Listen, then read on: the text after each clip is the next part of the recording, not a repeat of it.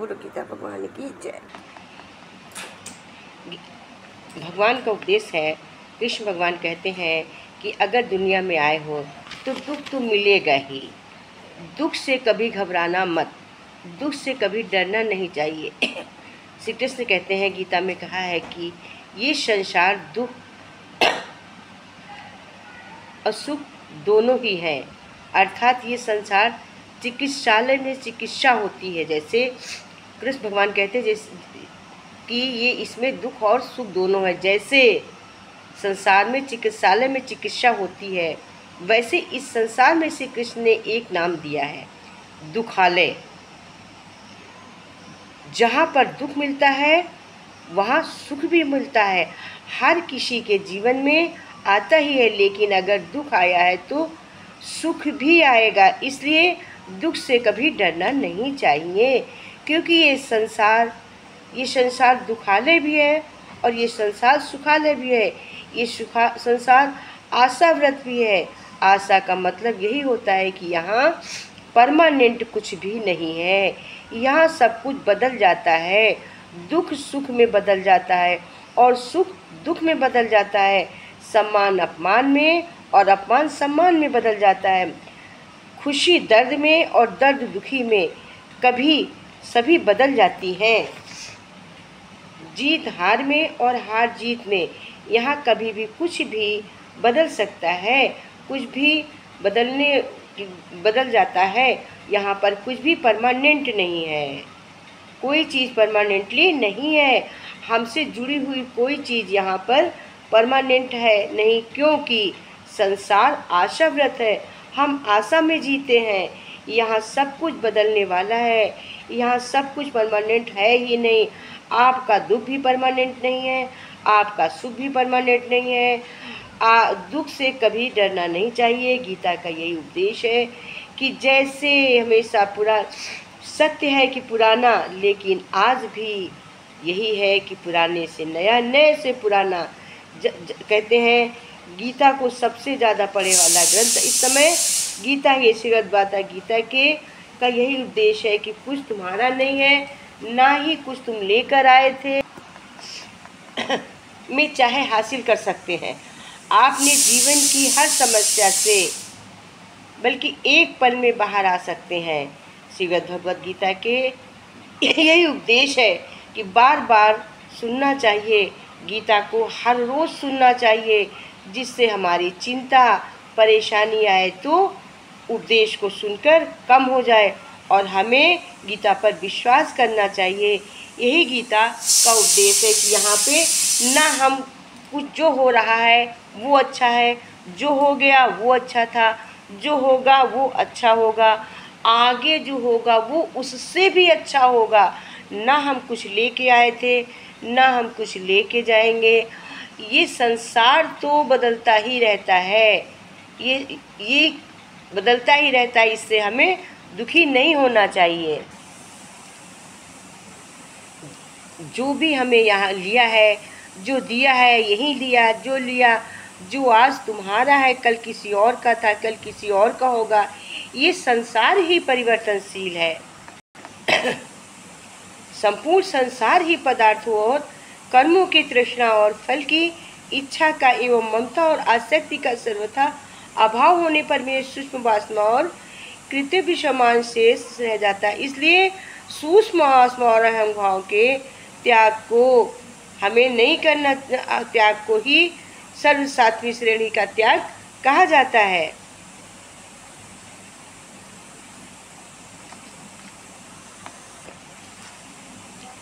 शरीर सहित संपूर्ण पदार्थों और कर्मों में वासना और अहंग भाव का अत्यंत अभाव होकर एवं सच्चिदानंद घन परमात्मा के स्वभाव में ही एक ही भाव से नित्य निरंतर दृढ़ स्थित रहना ज्ञान की तीसरी विभूति में परिपाक अवस्था को प्राप्त हुए पुरुषों के ही लक्षण हैं।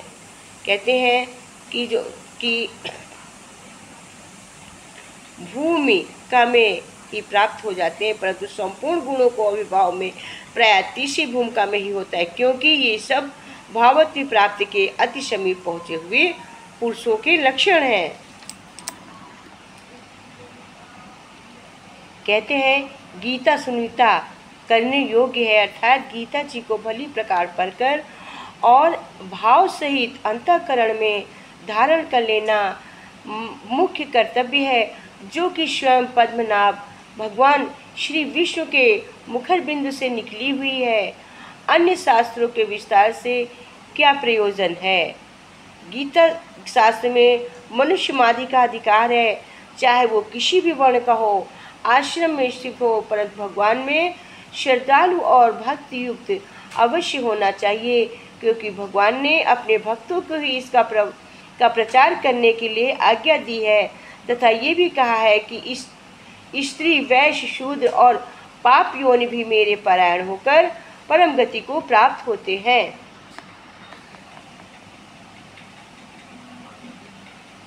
कहते हैं कि कुछ लोग केवल विषय के मर्म समझने के कारण ही बहुत से मनुष्य जिन्होंने श्री गीता जी का केवल नाम मात्र ही सुना है, कह दिया करते हैं कि गीता से तो केवल सन्यासियों के लिए ही है। वे अपने बालकों को भी इसी भय से गीता का अभ्यास नहीं कराते कि गीता के ज्ञान से कदाचित लड़का घर छोड़कर सन्यासी न हो जाए। बट ऐसा नहीं है, किंतु उनको विचार करना चाहिए, उनको समझना चाहिए।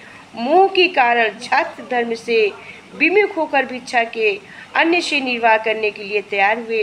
अर्जुन ने जिस परम रहस्यमय गीता के उपदेश से आजीवन गृहस्थ में रहकर अपने कर्तव्य का पालन किया, उस गीता शास्त्र का ये उल्टा परिणाम किस प्रकार हो सकता है।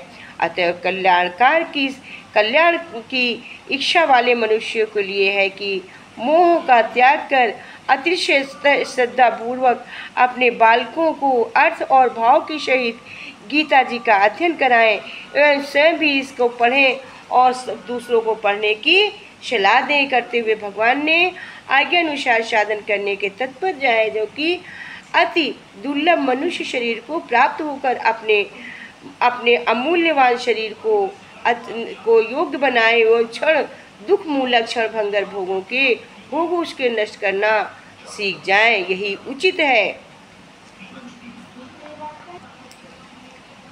आजीविका के कर्म जैसे वैश्य के लिए कृषि, गौरक्ष और वाणिज्य आदि हैं, वैसे ही जो अपने अपने वर्ण आश्रम के अनुसार शास्त्रों में विधान किए गए हों, उन सब के पालन द्वारा संसार का हित करते हुए ही गृहस्थ का निर्वाह करने के लिए भगवान की आज्ञा है।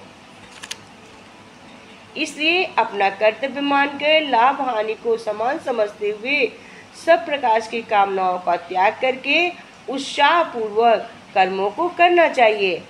शरीर निर्वाह के लिए शास्त्रोक्त रीति से भोजन, वस्त्र और औषधि के सेवन रूप जो शरीर संबंधी कर्म है, उनमें सब प्रकार के भोग विलासों की कामना का त्याग करके एवं सुख दुख, लाभ हानि और जीवन मरण आदि को समान समझकर केवल भगवत प्राप्ति के लिए ही योग्यता के अनुसार उनका अनुसरण करना चाहिए।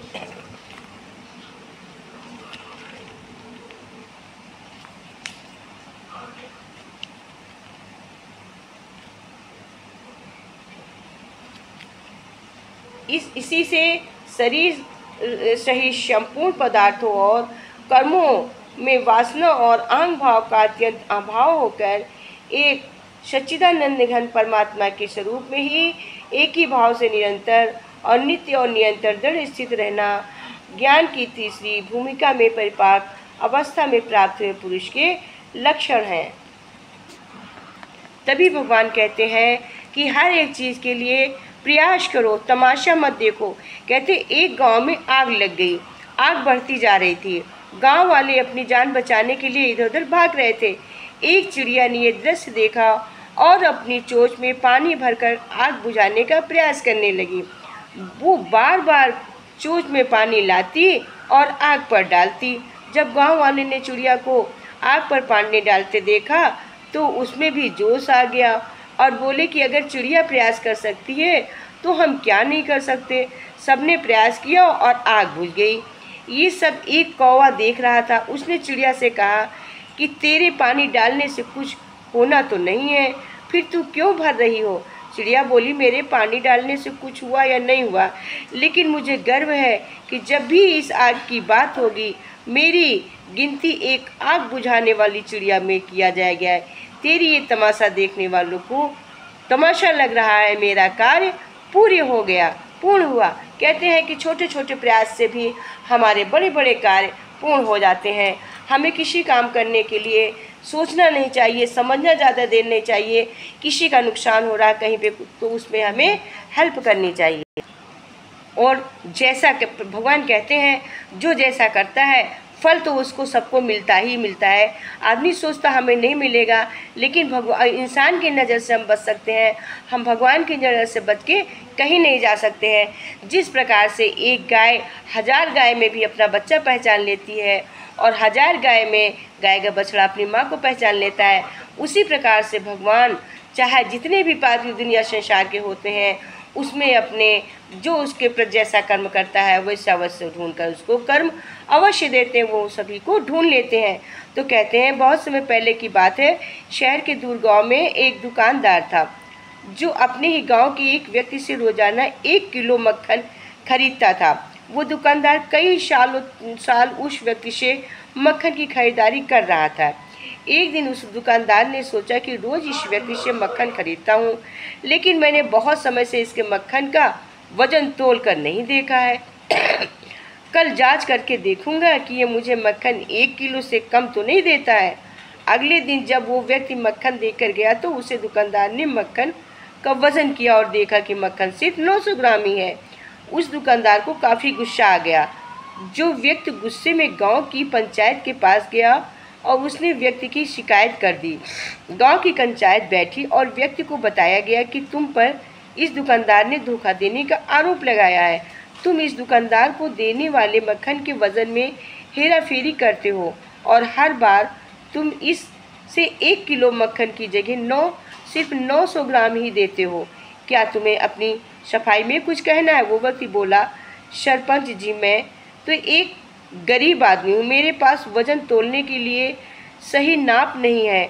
मैं रोज़ इस दुकानदार से अपने लिए 1 किलो गेहूँ खरीदता हूँ और अगले दिन उसी गेहूँ को तराजू के एक तरफ रखकर इस दुकानदार के लिए मक्खन तोलता हूँ। अब आपको जो भी पूछना है इस दुकानदार से पूछिए।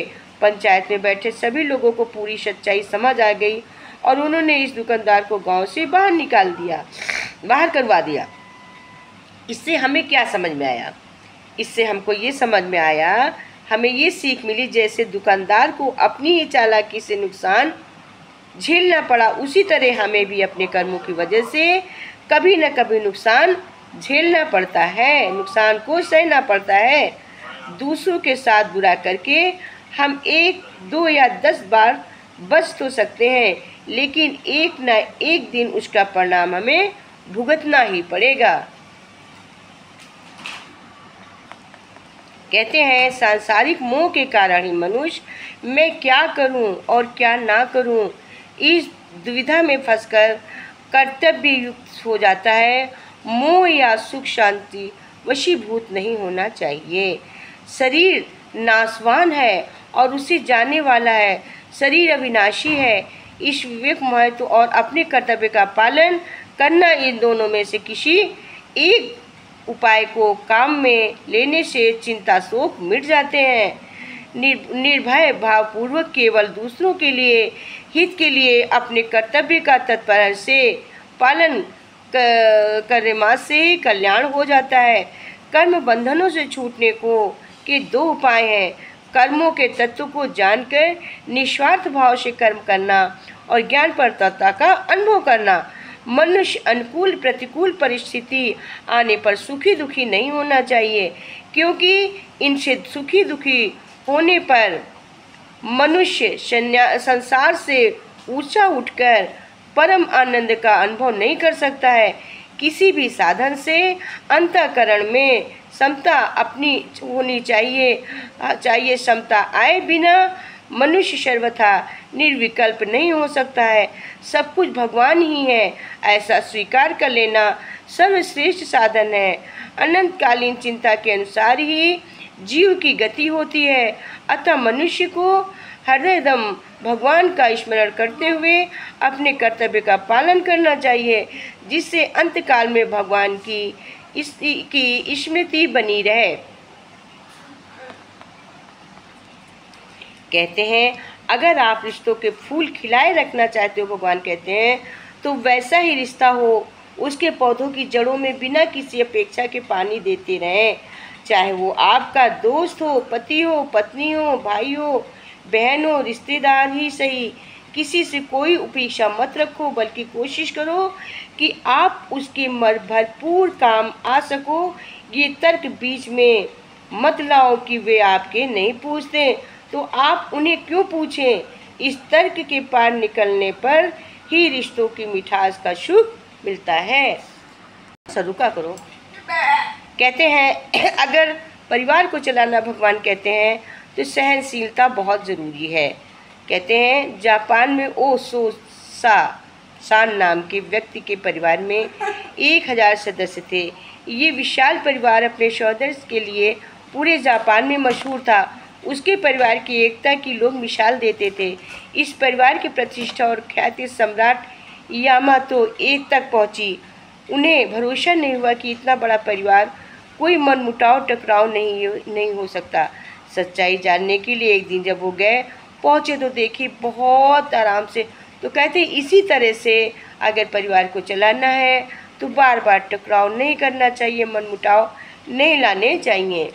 यही भगवान हमें सत्संग में सिखाते हैं। सत्संग हमें यही सिखाती है, गीता भगवान का, कि हमें अपने परिवार को कैसे सजा, जैसे मकान की रंगाई पुताई करके सामान व्यवस्थित रखते हैं, उसी प्रकार हमें परिवार में व्यवस्थित और सबको साथ रहना चाहिए। पकड़े लो हाथ अब भगवन नहीं हम डूब जाएंगे, पकड़े लो हाथ अब भगवन नहीं हम डूब जाएंगे।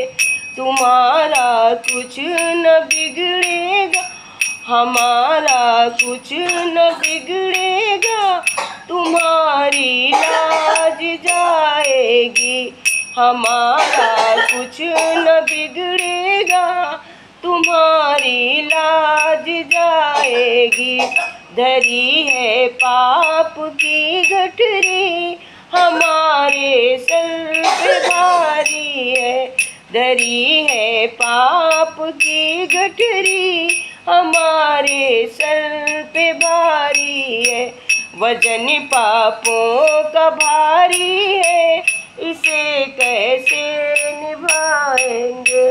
वजन पापों का भारी है, इसे कैसे उठाएंगे। नहीं हम डूब जाएंगे, पकड़ लो हाथ अब भगवन, पकड़ लो हाथ अब कान्हा, नहीं हम डूब जाएंगे। हमारा कुछ न बिगड़ेगा, तुम्हारी लाज जाएगी। हमारा कुछ न बिगड़ेगा, तुम्हारी लाज जाएगी।